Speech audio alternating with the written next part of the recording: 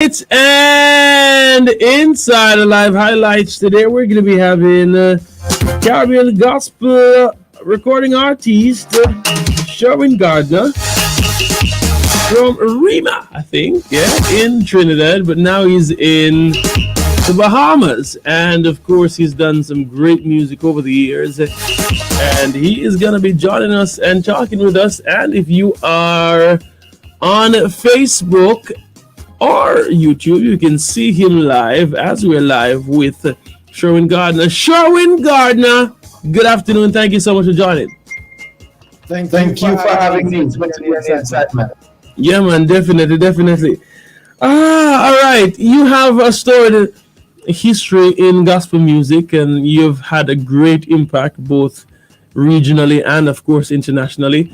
But, tell us how you got involved in music first and foremost.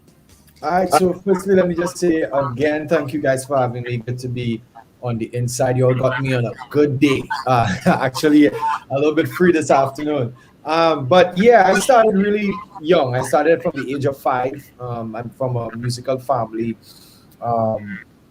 and a family of pastors. My grandfather was a bishop in the New Testament churches in Trinidad. My mother is a pastor, brother is a pastor. Heading towards being a pastor one day. But now I'm more of the evangelistic type, more focused on ministry and music. But my story started with my mother. She had a choice of life and death in the sense that she was very sick. And at that time, she didn't know she was pregnant. So the doctors and everybody told her she had to do something called a barium meal, where she drink a liquid and do an x-ray to see what the problem is. She did all of that, and then after she did it, they found out she was 20 weeks pregnant. So because back in those days technology was very different and was more radiation type based and stuff like that, their advice was to abort the baby. At that time, she had two kids, my big brother and big sister, because they felt like all that she done, I would either be born or stillbirth, crippled, or deformed. Wow. And all of the doctors, even some people and ministers told her, better you abort the baby. And then she said, no, God give life, and it's only God can take life away. And that's where my first major testimony would have been. So I'm alive because of the grace of God. And Wow. as 5, we had this little competition with my brothers, sisters, cousins, where my uncle had us singing for biscuits, rough tops to be exact. I don't know if you all know rough tops. Yeah, man, I know rough tops, man. I definitely know rough tops. Right. So and then when my uncle heard me sing, I was 4 going on 5, he's like, whoa, you could sing. And then they put me to sing in church the next day. And from that day, it was church to concerts to weddings to everything. And that's where the journey started. But in terms of what people know me for, most people would know me for reggae, dancehall, soca.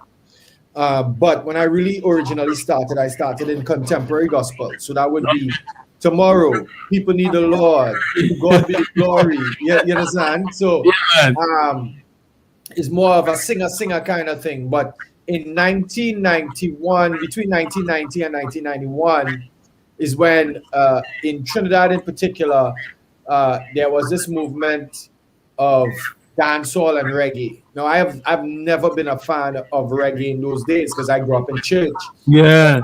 So I'm a fan of more contemporary gospel music. So I was big on Kirk Franklin, big on to be exact, my favorite artist would have been Byron Cage. Byron Cage, okay.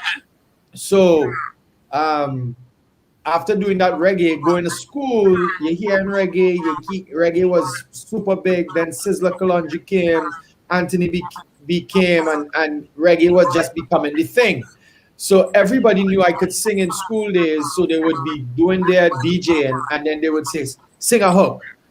So that's how I started to get involved in reggae, and I never wrote anything reggae. I was writing songs already, as well, actually recording from the age of 12. I started to do a lot of freestyling. and then the gift was just there. So out of obedience, I started to do reggae, and thankfully, my mother understood the song. So that's where it started. If my mother didn't have confidence, I don't think I would have been where I was. So she was like, if you're doing this reggae thing, make sure people could understand what you're saying. Oh, And in those days, gospel reggae was unheard of in Trinidad and Tobago. That is not even a thought. So the first time we did it in our church, and my mom allowed me to do it. Now this is years. This is before we know about any gospel reggae in Jamaica or anywhere. That we don't know nothing about it. yeah. Um, when my mom allowed me to sing it, we realized that the older folks wasn't catching on, but young Yeah. people loved it. Loved it. Yeah. And most of the times it was that the older folks just couldn't understand the lyrics. So what we did was implement drama along with the songs. Now that made a major impact, and then I started to do big conventions, the youth conventions, and then from doing one convention for New Testament, I'd go up the islands, traveling to other islands, doing gospel reggae, to the And point whereby that's as a teenager. this is a little boy. Little This boy, is not even teenager yet. yeah, Wow. this is really young, and I'm 32. I'm 42 right now, so you know how much years ago that was. Yeah, yeah, yeah. At that time, it was fire. Every church we go to, some churches, there's like, no, you all can't bring this reggae here. So we had to use some of our singing songs instead of the reggae. You all can't bring this here. I remember one time going to Grenada, big show, uh, tickets sold out. Now, this is like 1995 or something like that. And when we there, somebody called on the radio and said, "You're bringing this devil music into the country. Now we're doing gospel." You understand what I mean? That's how bad it was. So I told the guy, I was a rebel as a youth. So I told the guy, I said, "What I want you to do, I'm going to give you a ticket, and I want you to come sit. And at the end of the show, if you still think it's devil music, come see me." When the show was over, the man came to me and he apologized because he saw so much young people and he could understand because of the drama and the different elements. He said, "Yeah, this we may not see it now, but eventually this is going to impact the entire Caribbean." Wow. So from there, fast forward to 1999 when Papa San came on the scene, and then Lieutenant Stitchy and everybody started coming along. Yeah.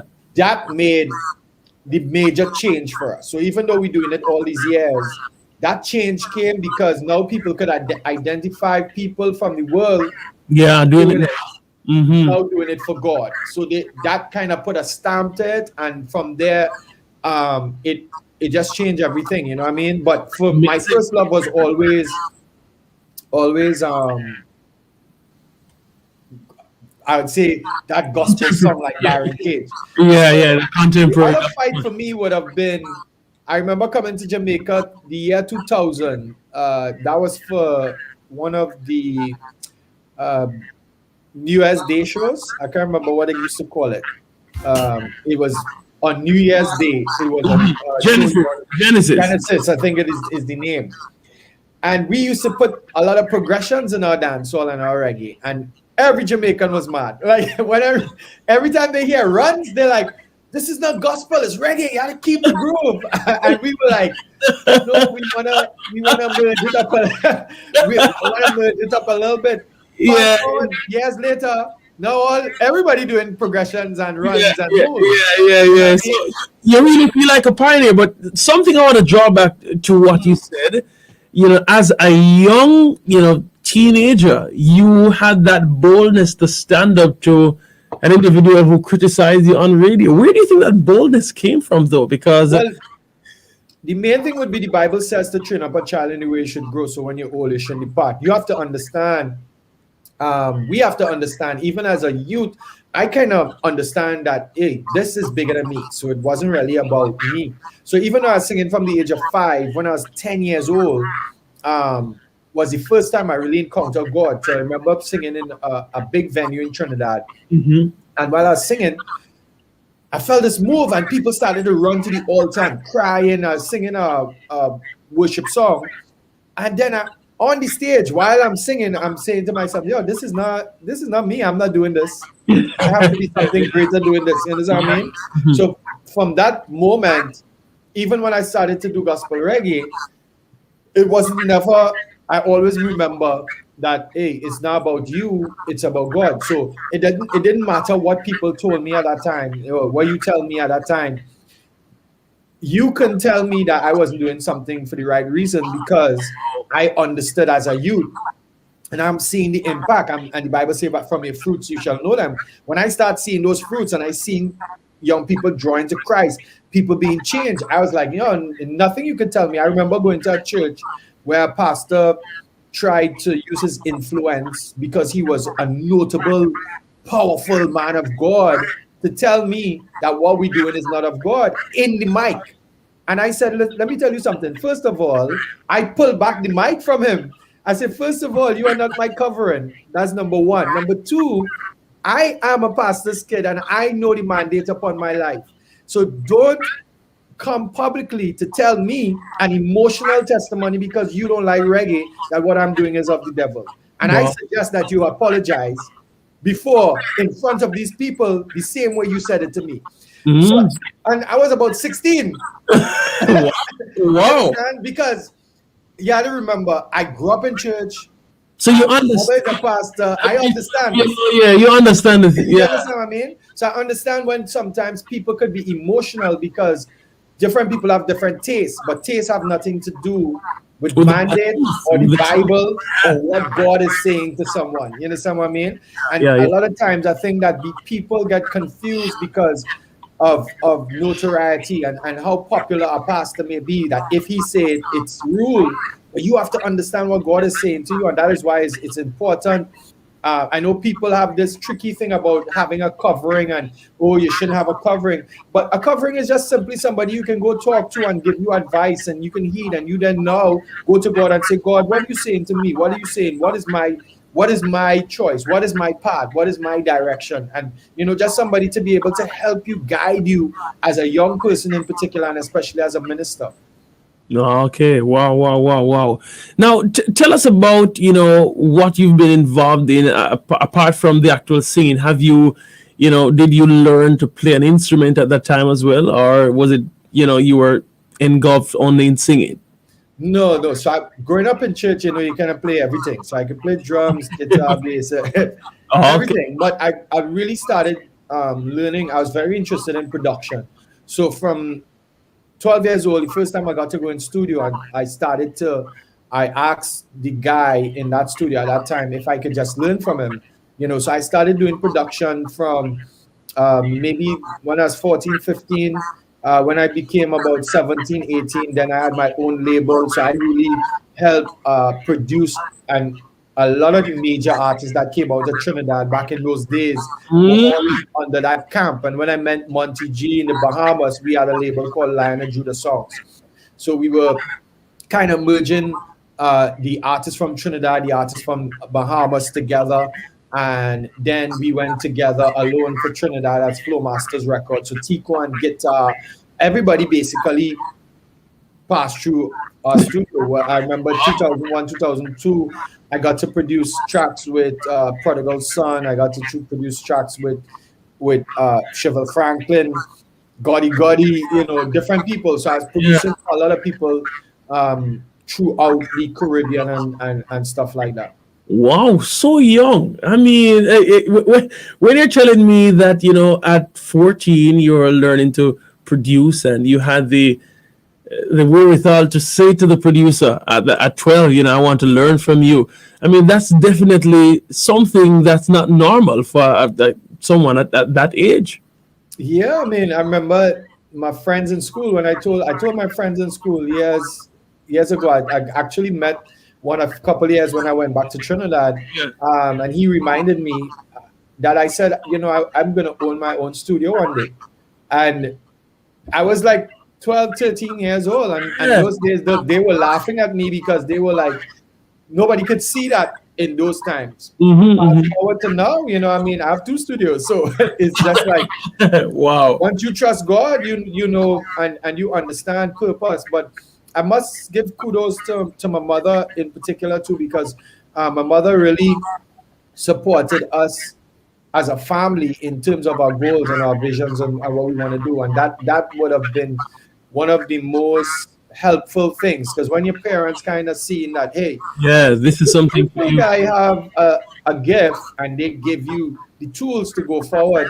I would always say the only bad choice I made in my life was in school. I had the opportunity to do, and it's not necessarily a bad choice, but I had the opportunity to do Spanish Yeah. or electrical technology, and I chose electrical technology.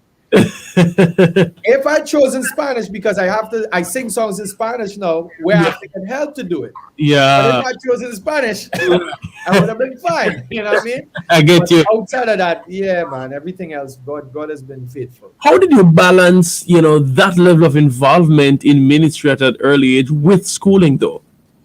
Um, well, because you could sing and write music, most of those hard maths and English stuff, you just write it into a song. That, So that made it. yeah, back in those days, we used to we used to write songs. Most of the guys in my school Yeah. who were talented, when we were having problems, we just work it out as songs, and that helped us a lot too. You know what I mean? And understanding, I think back in the day as well too. School was something that you kind of understood that if you didn't have it, you wasn't gonna get a job. That's how it used to feel. I know it's very different now because TikTok and all the different things where people can make money Yeah. Yeah. without having full education. It's changed, but back in those days, you had to work hard, and licks was a thing as well. You get beat, you know what I mean? Definitely. Yeah. So times just changed, but yeah, we had to work hard as well in school, and also even though we are doing music. Wow. Okay. All right. All right. All right. All right. Now you're launching out, Caribbean wide at a young age. Looking back now, what do you think needs to be done, and especially from a Caribbean perspective, to impact even greater internationally? Um, well, that's a very broad question, and you're asking it to a very broad person, because for right now, where I am, I'm in a really nice strategic place with regards to the international market. I'm signed to Ty Scott Records, and I'm also now working on a major distribution deal with my label. Oh, So in terms of some of the things that we lack in, I would say, now if I speak from, let me firstly speak from the Trinidad perspective. Now, Trinidad have a lot of talent.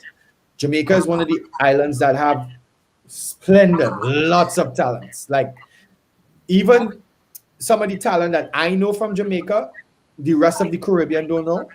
Bahamas, where I live, have a lot of talent, and again, the rest of the islands don't know. yeah. You understand what I mean? So it starts from there. We don't support each other the way we support American artists. Number one. Mm, And to be honest with you, there is no difference in the level of writing from a I Todd Delaney I to agree. any of the Caribbean artists. I fully agree with you. There's no. I fully. I just went to a major church in the U.S. that is going to be shown recently. Chevelle Franklin is another uh, superb example. She's doing a lot of original material in major churches throughout the world, and the response is the same as any American artist because Yeah. she's anointed. The writing is superb, and I believe that Caribbean artists have a voice and a song. But the problem is we've been so used to, not just from a musical perspective, but TV, drama, film, preaching, Yeah. everything, soaking in everything from America, that we don't give the respect to the artists from our local regions or even our island. It's like a prophet having no honor in his own country, as Jesus said. Exactly. Because between you and me, if I had to, I wouldn't call names, but I'll call this name. If I had to sit down and worship in a concert with some American artists and Kevin Donswell, they Kevin, have no devil, they have no doubt I'm Kennedy, going to the Kevin Donswell. Like nobody, you have nothing you could tell me. I don't care how big you all feel that person is. yeah, They're not standing up next to Kevin Donswell. yeah, You yeah. understand what I'm saying? It's just a different anointing upon his life.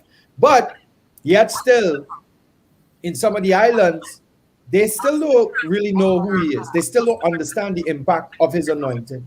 You understand what I'm saying? Because of how and at some point, and I would say this here on radio, we have created that.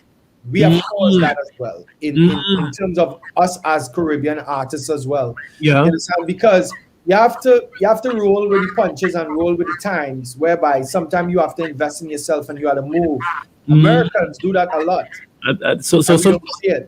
yeah, You we understand what I'm saying? the back end we see the result, but we don't know the work that goes Yeah, on. we don't understand how much sacrifice it takes. And not because you have one big song in Trinidad and Tobago means that you're going to charge 20,000 to all the other islands. So it's really an absence of the. I hate to say it, but it is what it is. The business aspect of it.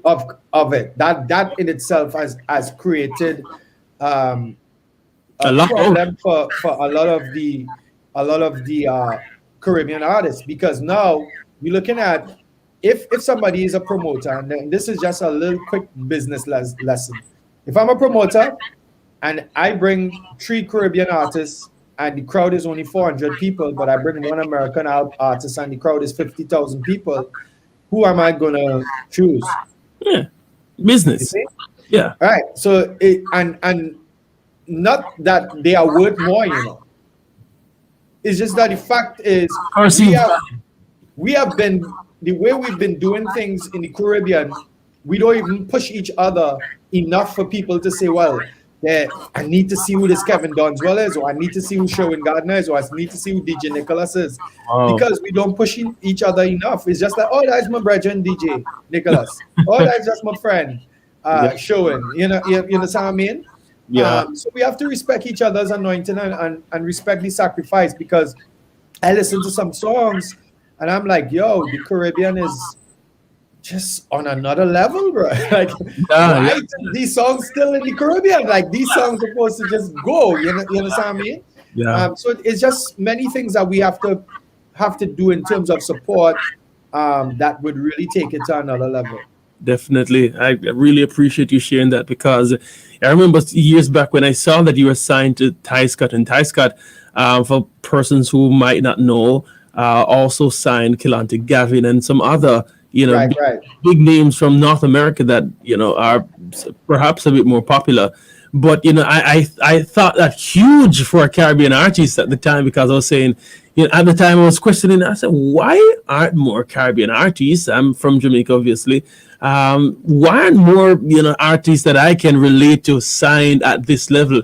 And I was saying, yeah, man, do it, man. I was really happy to see that for you. Tell us about that journey. What has that journey been like for you? That was a real learning, and it's ongoing. So it's a Mm, learning experience, like totally on another level. Because when you see how things are structured in the U.S., in comparison to the Caribbean, it's two different worlds completely. And I could understand why it is some of us are not able to get there. It's a lot of sacrifice, a lot of investment in yourself as well. You have to put out to get back. So a lot of us not able to just afford to be able to put out. What I mean, is a lot of sacrificing, and that's where it is. We just don't have, a lot of the artists just don't have the support to produce their stuff on a level where the song, what I mean, even for just let's look at the mastering, or let's say the mixing on my album.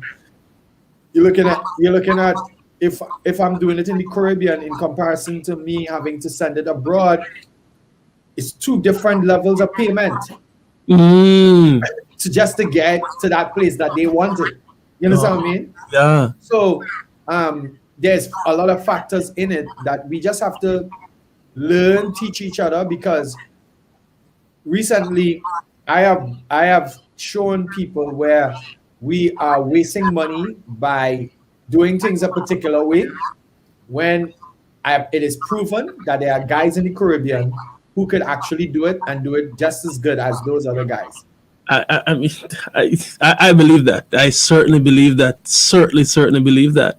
Yeah, because recently, if you check the Todd Delaney's album recently, well, I was responsible for putting together, reaching out to Ron and putting the whole thing together for him, and the level of that song, that the reggae song that he have on his album, is exceptional, and it's all Caribbean music, Caribbean musicians. Everybody's from Jamaica. Is You understand what I mean? Yeah. So and and me in particular, a lot of the artists from the US would reach out to say, I want to get a Caribbean song, then whatever. I'm not gonna send you to America to give you a Caribbean song because nobody could replicate what we do. No matter me personally, if I hear reggae from Jamaica, I always know it's from Jamaica. And Yeah. if I hear reggae from Trinidad, I know it's not Jamaican. And it's Oh. close. It's not good, but Yeah. it ain't Jamaica. Because there's just what Jamaicans do on reggae is just something that Yeah. just be like, yeah, that bass man, Yeah. yeah, that's a Jamaican. You understand? Yeah. And same thing with soca. You hear soca from some islands, and I know, well, this is not Trinidad soca. This is from up the islands, or this is from Okay. St. Lucia or Okay. something. Just because they add a particular song, the percussion or something in it that we just don't do. You understand what I Okay. mean? So when you look at that now and you understand that, hey, if somebody is really good at reggae, let them do reggae. Caribbean people are like this. We like to try to do everything ourselves, so it's never authentic. So we miss Understand? out on specialization. Right. So it had songs in my past. I used to call Pruddy, or I used to call Ron. I used to call somebody. I say, "Oh, you all would say X, Y, and Z," because I know the way that I am saying it is Trini.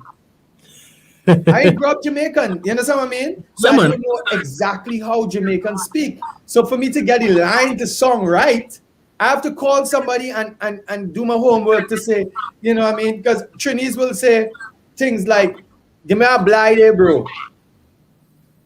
I never really hear Jamaicans say that. You understand? But give me a blind means give me a chance. Yeah. We all say give me a chance, like in a street way. So let me through. Let me You know through. what I'm saying? That in itself just shows the differences and what makes something authentic. You Uh, understand? Just that little how simple genuinely analogy. connected to culture it really is. Exactly. You know what I Uh, mean? So sometimes what we have to do is understand that find the best in a genre. If you're doing gospel and you really want to song a particular way, because Americans could tell when it's not American gospel. If you want to song a particular way, then you have to find the right person to get that song. Because we mm, can replicate as much as we want, it's just not as authentic. There are people who come really close though, yeah. really close, but for some reason it just doesn't be the same. Yeah. Definitely. I want to pick your brain as it relates to some of the songs that you have written. Are there any favorites among them that speak to you on a different level? Um, Not really. If I have to say favorites, it would be albums, and it's only albums by season. My favorite albums was Elevation, which was 2004. So I have 17 albums, and Mm, Elevation was kind of like a transition album because even though I was doing dancehall and soca and hip hop and all these different things, I always loved the influence of gospel is so heavy that I like progression. So I started to do it more on that album. okay. That kind of that kind of paved the way for me to open up. There's a song called "Praises Never Stop" that Danny Brownlee took a chance on me on, and "Perpetual Praise." Nadine is actually singing background vocals on that. Uh, Mm, um, because it had some little grooves, and Danny was like, "Yeah, I could feel this, I could feel it." So he brought the dancehall element, and then my keyboardist brought the little progression element to it. So that album was what caused that transition for people to start to get comfortable with hearing a lot more differences in terms of that. But in terms of my favorite album is the newest album, and only because I was able to actually accomplish it the way I really wanted. So How this so? album is mixed. It's mixed in the sense that I had it some songs start in the Caribbean, then they start with the base of dancehall, and then I sent it to Todd Delaney team, and Todd Delaney team did the American aspect of it. So the merge that I wanted was Wow. totally there. So Yeah. it wasn't like trying to merge it. We actually merged it by using different people from different regions and come on one song. Like I have a song with a guy from Africa on drums, a guy from Amsterdam on bass, two Americans on keys, and a guy from Trinidad on guitar. So it's a real That's an mixture. international song. That's an Yeah, it's, international it's it's song. just a Yeah. mix up of people bringing their ideas and their emotions to that one song. So live, it doesn't matter which song on this album. I can just sing it live and feel good about the entire album, and that's it. Because if I'm choosing by song, I can't, because every song have a testimony. Every song have its a particular place that could bless somebody. Yeah. So I kind of choose songs. It's very hard for me sometimes to choose a set. So I choose songs based on where I am, the type of people I'm gonna minister to, so I know how what I'm trying to say. Because again, it's not about me. It's really about reaching people. Amazing, amazing, amazing. Now you've been in music for so long. I can't even begin to imagine singing from 5 until now you're 42. What has kept you motivated? I listen to you and I hear that continued passion. You're not just doing it for doing its sake. I hear passion and genuine interest still. What keeps you going? Man, boy, I keeping me going is more so, other than just seeing people being saved, and as well as that, is being able to hear from God, because relationship is first. So I always tell people, and anybody who want to do music, that the key goal is not our voices. The key goal is to make it to heaven. That's the goal. The aim is to make it to heaven, because we could sing, we could win souls, we can do all of this, we can make people enjoy the music and still go to hell. You understand? So that comes first. And the only way to make it to heaven is having a relationship with God. You know what I mean? The two of us talking here, but I don't really know you. We don't have a relationship. So you learning from me while I learn from you. And it's Yeah. the same thing with the relationship with God. The more we talk to him, the more we spend time with him, the more we spend time in his word, is the more we get to know him. The more you get to know him, the more you can hear from his voice. And that motivates you to continue to go. Because when I see where God has brought me from, as good as all this song, there were trying times, there were rough times and rough days I had to go through, and I had to understand that I could only make it through by trusting Him, by trusting in God. You understand what I mean? So that is the true motivation for me. Music is always in my head. Music is always in my mind. Like I just finished my church album, we launching on this Sunday as well, called Okay. Ready for the Harvest. So it's a constant thing for me in terms of writing and everything, because I write also for people internationally and different people across the world. So it's just something whereby I could be walking and just see something, and a song just come in my head, you know what I mean? So all of that is just because I take time to not just focus on music, but focus on my relationship with God. God. Okay. Wow. Tell us about your experience there in the Bahamas with that church. What's that been like? What led to that, and how is it going? It's actually great. So before here, I was living in Antigua and Barbuda at St. John's Pentecostal Church. So when I got signed to Ty Scott, it was a little difficult in terms of getting around travel wise. So I was supposed to be at an event and the flight delayed in Antigua, and after the flight delayed, that caused a ripple effect. So I started to miss events. So they wanted me to move to the US, and I am just a Caribbean head. I love No. the islands. I actually got a major job opportunity in the States, and I said something in my spirit was saying, just hold on, hold on. And then I came to the Bahamas for a meeting and spoke to Pastor Mario Moxie, and I said, all right, cool. Let me stay here because it's easy to travel from the Bahamas. It's right there. It's 30 minutes away. Yeah. Yeah. Multiple flights. So I took the job here, and not because of the closeness, but really because when I sat in the church that day and I heard him speak, I said, all right, yeah, this pastor is somebody I could sit under, because as a creative and as a musician, you want to sit under somebody who really give you word, and that could really spark creativity as a Creativity. writer. You Yeah. understand? And since then I've been here. This is going on 3 years, and it's been phenomenal. The church worshipers, we have a bunch of great worshipers. I'm in charge of the whole worship team, and it's been awesome.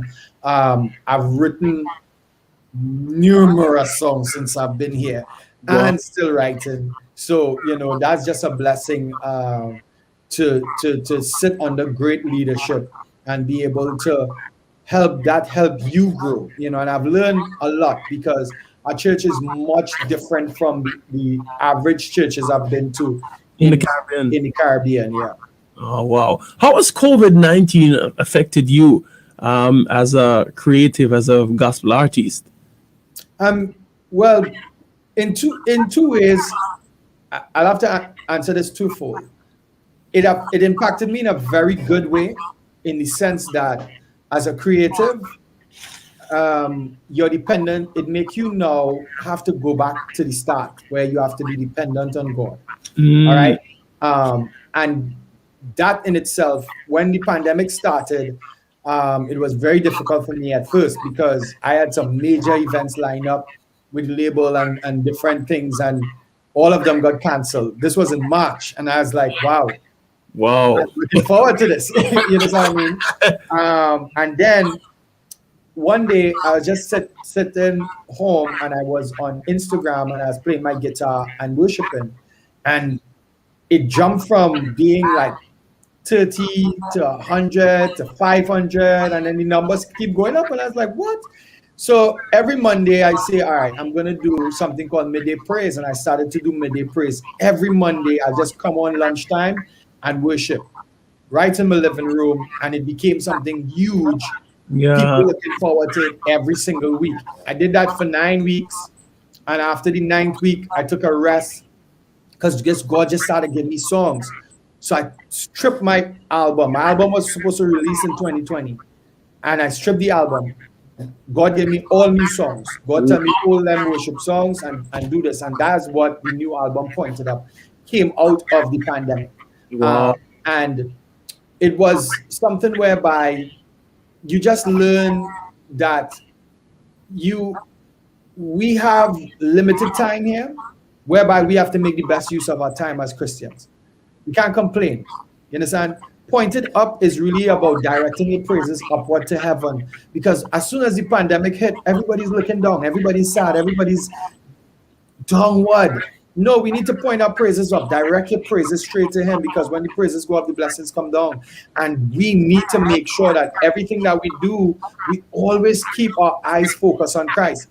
And here in the Bahamas, it was up and down, up and down. Lockdown one week, next week we can go to the grocery by last name, and then it's just a whole new experience that we never thought would be able to happen. You know what I mean? One minute we streaming. Our church was very consistent because our technology was always a thing.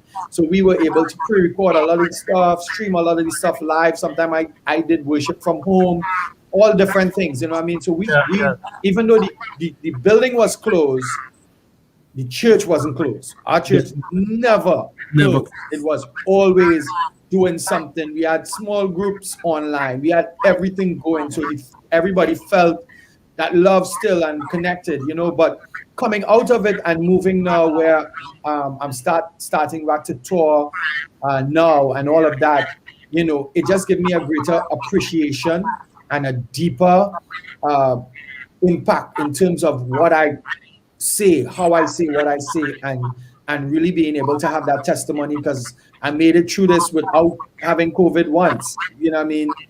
Without being sick. Yeah, yeah, Being alive, being well. You know what I mean? So that in itself is a blessing. it's a great blessing. It's a great blessing. We're almost out of time. I think we're in added time now. Oh wow! Yeah, yeah. I mean, but it's really flowed. I really enjoyed the chat with you. Quickly, how's family and other things that you do outside of music? How's that? Great, great, great, great. I lost my dad last year October, and my family been that was a struggle for us, and not being able to get down to Trinidad because it was locked down and stuff. Me and one of my brothers, but since then, my family we've just been closer, tighter, and things just been moving up from there. You know what I mean? So there's some big things gonna be happening in the next few weeks, so people could stay locked. I'm looking forward to Jamaica opening up again, so we can be there. You know what I mean? Looking forward to that. Especially with DJ Nicholas, because that new track we have here, it's really It's blazing. I played it earlier. I always play good old. Listen to me. The songs are blazing. They are blazing. Trust me. Really Yes, enjoy man, them. thanks. And looking forward to hear the album that you're launching with that international sound that you're always looking for. We're out of time, but I'm sure we'll be able to connect another time. Thank you so much, Sherwin Gardner, for being with us inside the live. Thank you guys for having me, man. Hail up Nadine for me. I saw in the background a little bit earlier. Yeah, man. She's here and she sends her blessings to you as well. All right, blessings. Yeah. Take care. Yeah. That is how we do it inside Alive Highlights.